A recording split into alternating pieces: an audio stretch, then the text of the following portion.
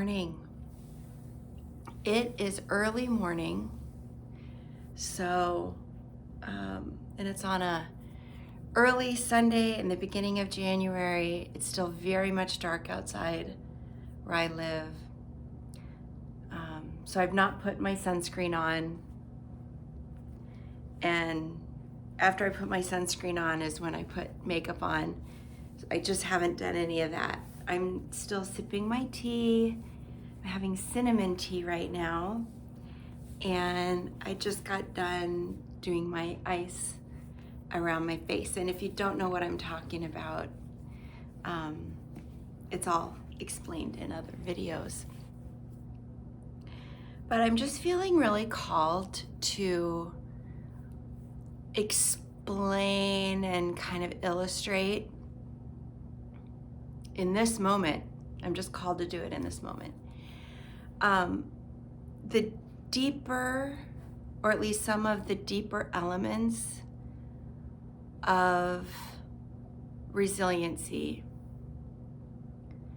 So I've talked about resiliency or resilience as something that we build, and it's true. We build our capacity, we build our resilience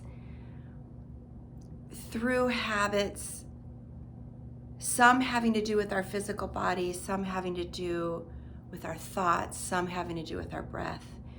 We build all of this up.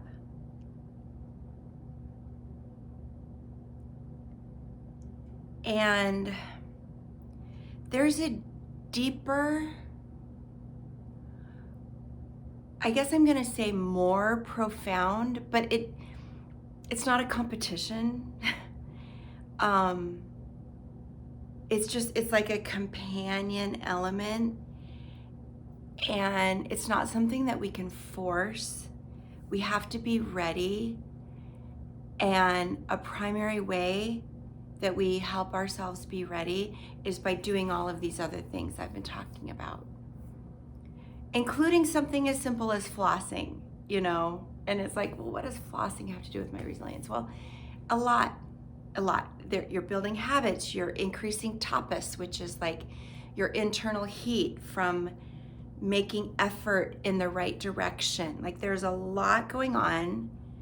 We don't need to get too heady about it to start doing it. Just like trust, do. That's one of the things we're practicing also, is just do and let go of the results. Do, let go of the results. Anyway, there's a lot. I'm trying to keep this simple. So just do what I tell you. No, I'm kidding. But okay, what are we getting from flossing? We're avoiding gum disease, and then that helps us avoid heart disease, because when we have active infections in these soft tissues, that's in our bloodstream, and that's something that the whole rest of our body has to deal with. It's just one example. We're also doing a hard thing for our good. That's tapas, that heat, and that heat is about what I'm about to get into. And then we're also showing our body that it can trust us, that we're going to do the hard things that take care of our body. And so again, there's a lot to it. Suffice to say, when we kind of turn the tide on laying that part of the foundation, and by the way, it does not have to be perfect. It doesn't. So don't lose hope if, let's say you developed a smoking habit when you were really young and you just haven't been able to kick it. Please keep trying, but you don't have to wait until you stop smoking to build your tapas and your resilience in other areas. So a lot of the kind of self-help self-help messaging that's out there is extreme and kind of shame-based. And no, that's not where we're coming from at all. We work with what we have. So that brings me to today's talk and why I felt like just coming to you in the early morning hours would be really helpful, because honestly, we often have a lot of clarity in the early morning hours. So here's what I mean. When we're ready, there is often this process where we move from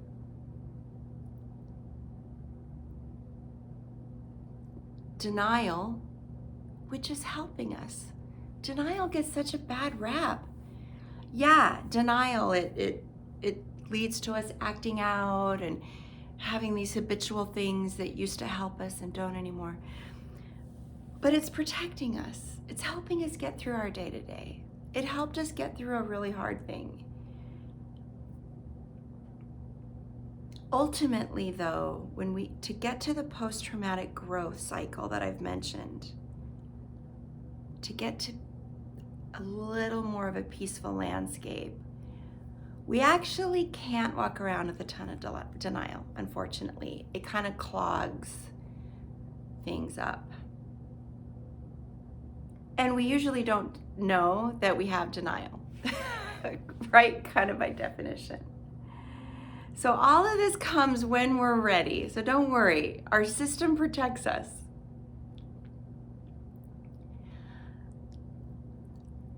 What I'm describing right now is there usually comes a time, and there usually needs to come a time, when we move from denial through the most profound grief.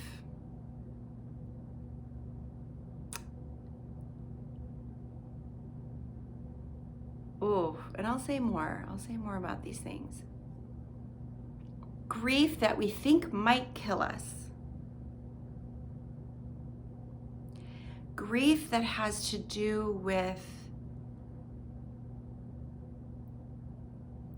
like letting the thing that we're grieving, letting that die all over again. Like letting it be what it is to the point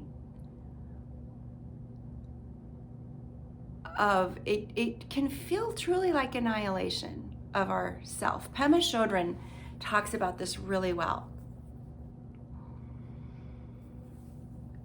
She has one book called When Things Fall Apart. She has several books in there. I recommend them when you're ready.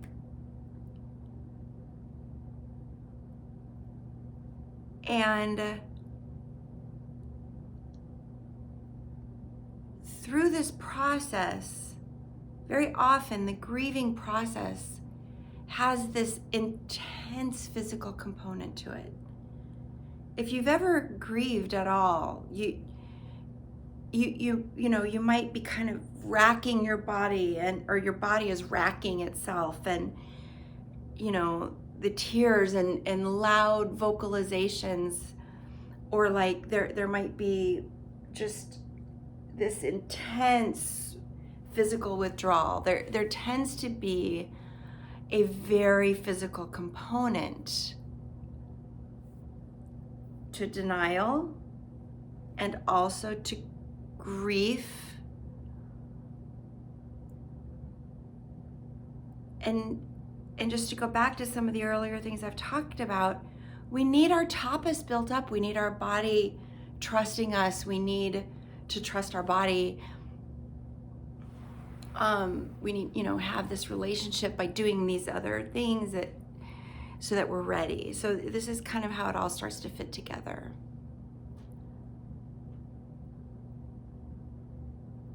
And then, like, somewhere in the grief, there's this element of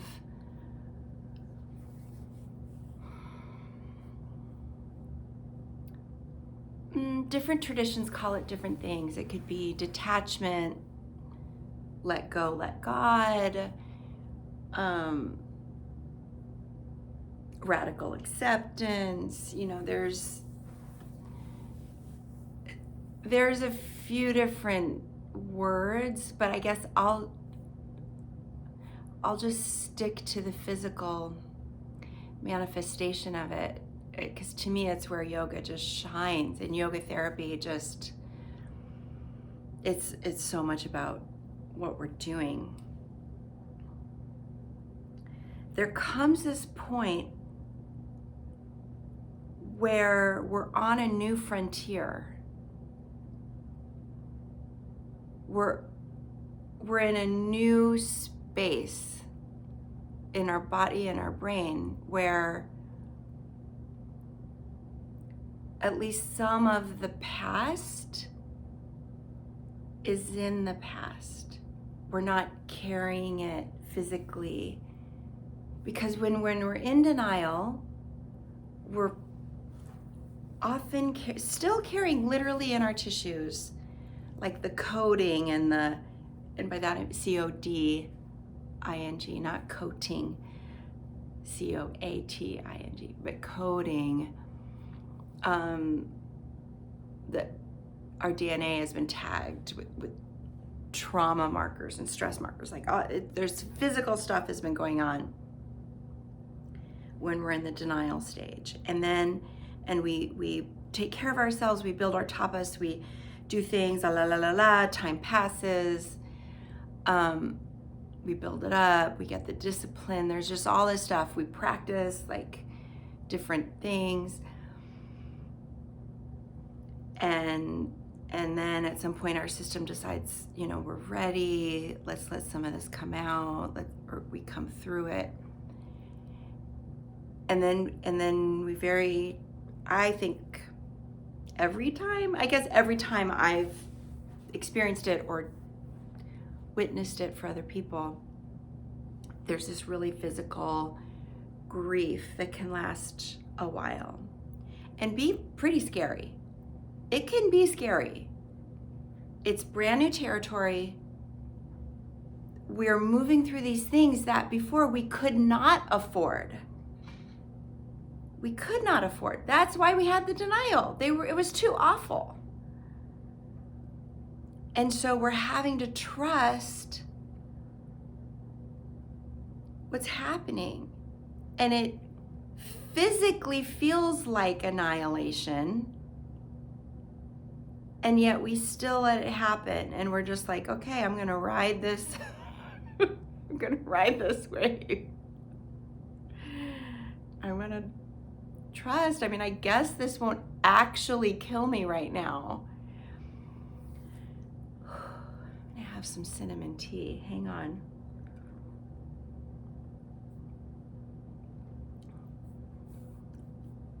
And we can,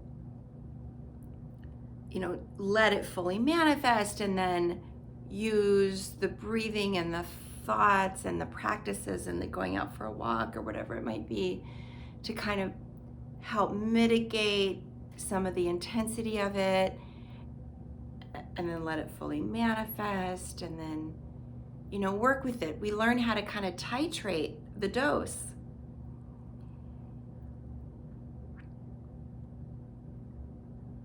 And it physically works its way out of our present,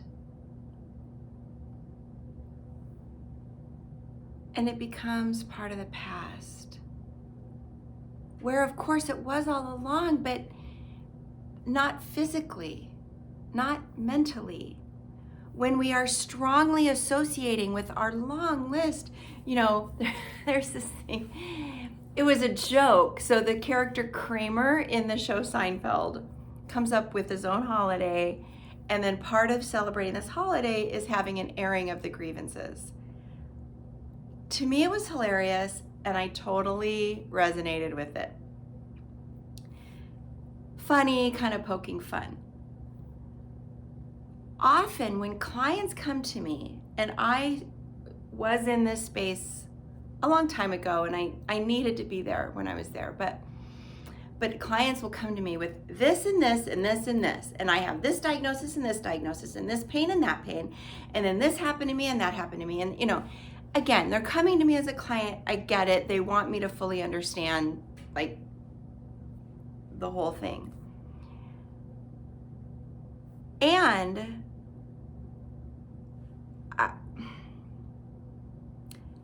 when we are in that state, we are very, very, very identified with our grievances. It can look like heavy duty victim mentality. It can look like just a person walking around as a diagnosis. People do this to people with diagnoses as well. And it's important. It's important because we can't stay in denial, but we can get kind of stuck in identifying with these things that do not make up the totality of who we are. And there comes a point where even if the diagnosis doesn't change, like in my case, the facts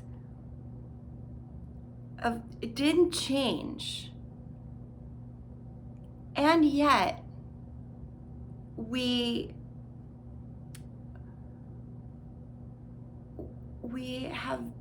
have had an experience or several of putting some of these things in their place.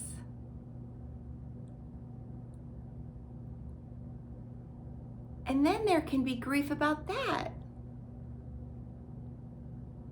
And there can be massive uncertainty. Again, there's this line in a movie called Terms of Endearment where one of the characters says, "Who am I if I'm not failing Emma?"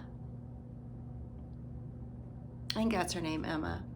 Who am I if I'm not failing Emma?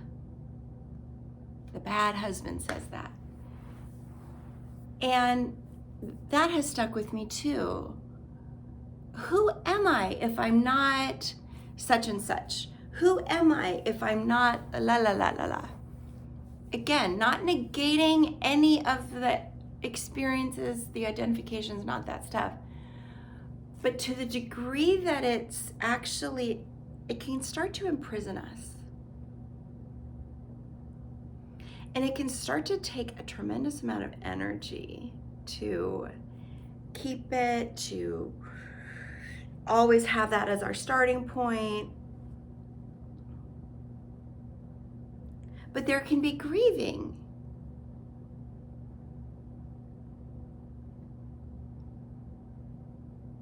Because this has been a companion. But I'll just tell you, our system is designed for self-preservation, survival, not happiness, survival. And it won't, if we know how to take care of ourselves, it won't let us take on so much that we actually die from it. Necessarily. I guess there are no guarantees in life, but for the most part. So we go through this. These things are kind of in the past, I guess is how I'll call it. I was reading a book last night that put it very well. We can get to a point where we're no longer experiencing all of life through that filter.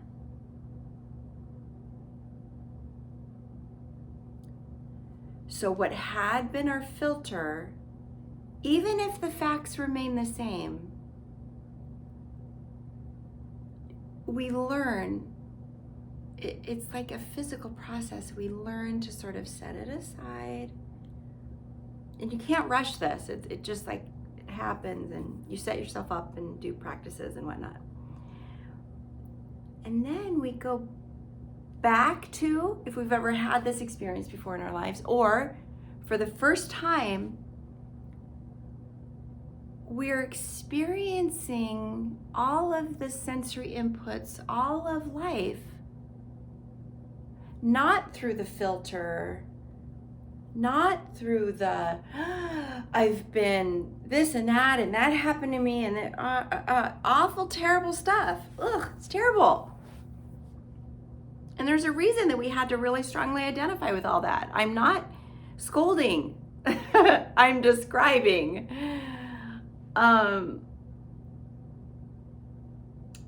And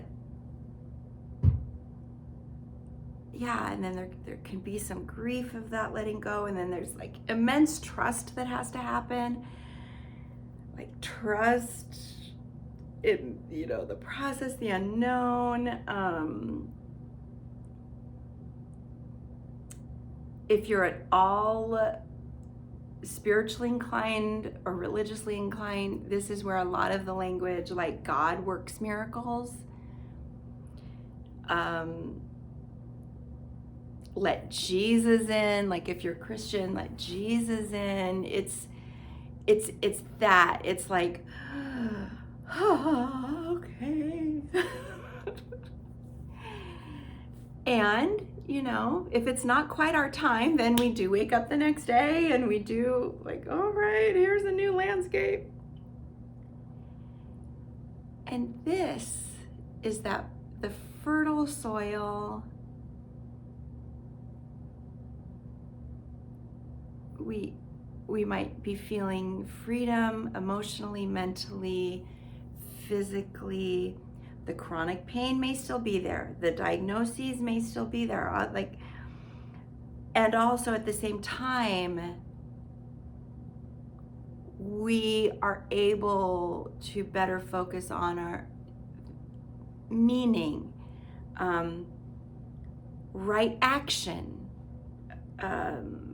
gratitude, believe it or not, contentment, believe it or not,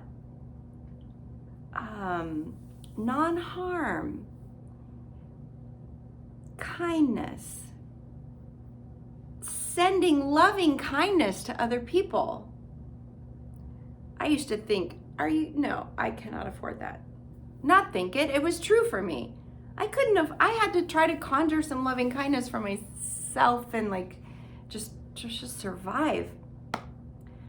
But I'm just telling you,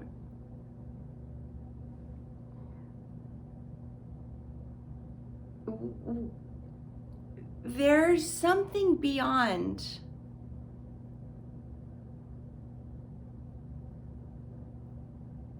And resilience is part of it. Post-traumatic growth is part of it. Freedom is part of it. Sometimes it's called like,